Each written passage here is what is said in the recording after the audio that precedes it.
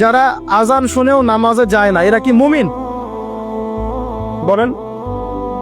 আপনি মনে করছেন আমি জুমার নামাজ তো পড়ি, ঈদের নামাজ তো পড়ি। এমনও হতভাগা মানুষ আছে পৃথিবীতে যাদের নামাজ প্রথমবার তারা নামাজ পড়ে জানাজার নামাজ। আছে না ভাই? আল্লাহ পাক আমাদের সবাইকে 5 ওয়াক্ত নামাজি হওয়ার তৌফিক দান করেন, এবং কাজা নামাজ অনেকের আছে, আল্লাহ পাক সেগুলো আদায় করার তৌফিক দান করেন। আপনারা যখন হজ উমরা সফরে যাবেন বেশি বেশি সেখানে নামাজ পড়বেন, কারণ ওখানে 1 রাকাত নামাজ হারাম শরীফে পড়লে 1 লক্ষ রাকাতের নেকি হয়, আর মদিনা মুনাওয়ারায় পড়লে মানে হারামে পড়লে 1000 নেকি হয়। আর এই দুইটা আমরা খুব ভালো জানি, মিম্বরে আলোচনা হয় খুব, মাশাআল্লাহ, তাই না? তো নসিহত হচ্ছে ওখানে গিয়ে আমরা বেশি বেশি নামাজ পড়বো, নফল নামাজ, ঠিক আছে? কাজা নামাজগুলো হিসেব করে আদায় করার চেষ্টা করবো ইনশাআল্লাহ। তবে হাদিসে আরেকটা জায়গা আছে, ওইটা আমরা ভুলে গেছি। আরো একটা মসজিদ আমাদের আছে ভাই, যেখানে 2 রাকাত নামাজ পড়লে জীবনের সব গুনাহ মাফ হয়ে যায়। ওইটা আমাদের পাঠ্যপুস্তকে নাই, আমাদের চেতনায় নাই, আলোচনায় নাই, মিম্বরে নাই, খুতবায় নাই। সেই মসজিদ কোথায়? ওই মসজিদ কি আমাদের না ইহুদিদের? কি মনে হয় আপনাদের? ওই আল-আকসা কি আমাদের না ওদের? ওইখানে 2 রাকাত নামাজ পড়লে, সফর করে 2 রাকাত নামাজ পড়লে জীবনের সব গুনাহ মাফ হয়ে যাবে। ওইখানে আমরা এখন ঢুকতে পারি না। কারো কোনো ফিকির আছে?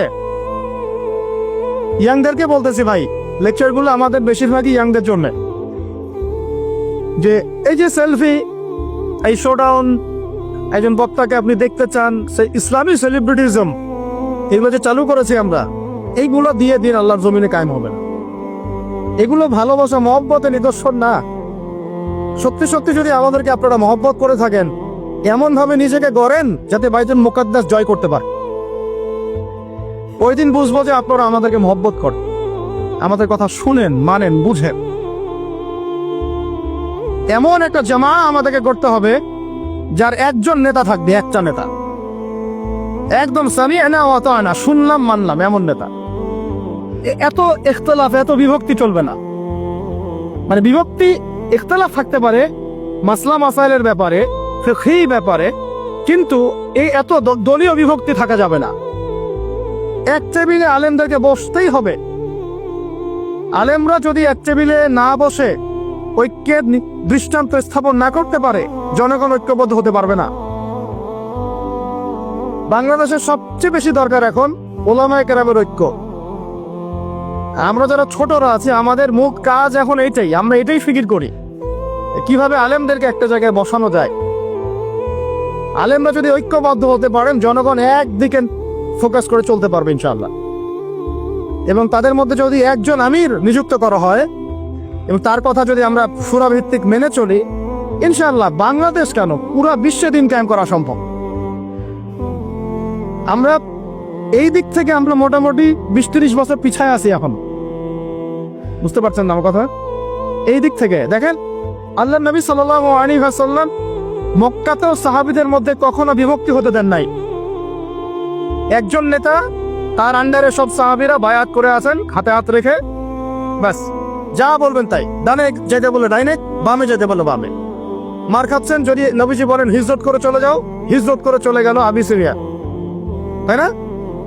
আর যদি নবীজি বলেন সবর করো, সাবরান আলা ইয়াসির ফাইন্না মাওইদাকুমুল জান্নাহ, সবর করো, তোমাদের জন্য জান্নাত। সবর করতেছেন, মার খাচ্ছেন, তাও কোনো কথা বলতেছেন না। এইরকম সামি'না ওয়া আতা'নার জেনারেশন না থাকলে দিন কায়েম হয় না, যেটা আমাদের বিগত 50 বছর আমরা করতে পারি নাই। এটাই সত্য কথা। এটা করার জন্য সবার আগে আমাদের মনের হিংসা দূর করতে হবে। কি দূর করতে হবে? মনের হিংসা দূর করতে হবে, মনের অহংকার দূর করতে হবে, নিজেকে ছোট মনে করা শিখতে হবে। আমি ছোট মানুষ, বড়রা যে দায়িত্ব দিবেন সেটা পালন করব। আলেম ওলামার সহবতে থাকবো, তাদের পরামর্শ চলবো, আমাকে যেভাবে গাইড করেন সেভাবে চলবো, যখন যে দায়িত্ব আসবে সেটা পালন করব। চিন্তা এরকম না থাকলে আপনি চলতে পারবেন না, বিদ্রোহী হয়ে যাবে তখন। বেয়াদবি, এই যে প্রথম একটা কথা বলছি, বেয়াদবি। আমরা অনেকেই বড় বড় বরেণ্য আলেমদের সাথে বেয়াদবি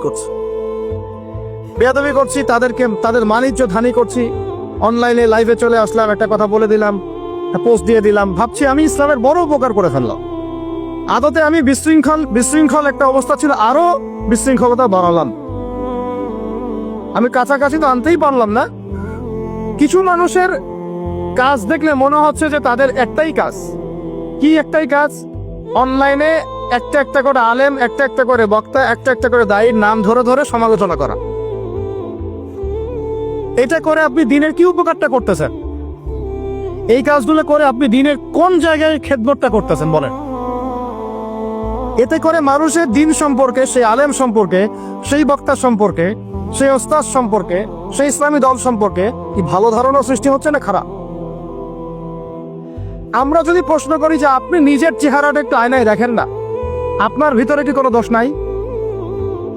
আপনি কি এই উম্মার নেতৃত্ব দেওয়ার যোগ্যতা অর্জন করেছেন? কতগুলো কিতাব পড়েছেন?